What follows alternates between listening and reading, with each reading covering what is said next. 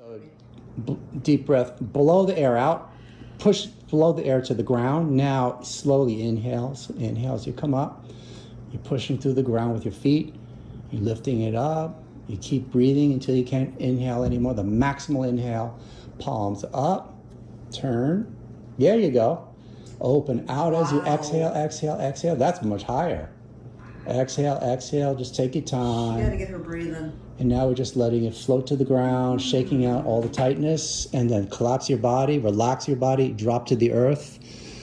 Again, get that big beach ball of energy down there. Take a deep breath after you exhale. Slowly inhale, inhale. And the air is blowing up your arms, right? You're not using effort. You're not using muscles. The air is doing it. And then from there, you're going to palms up.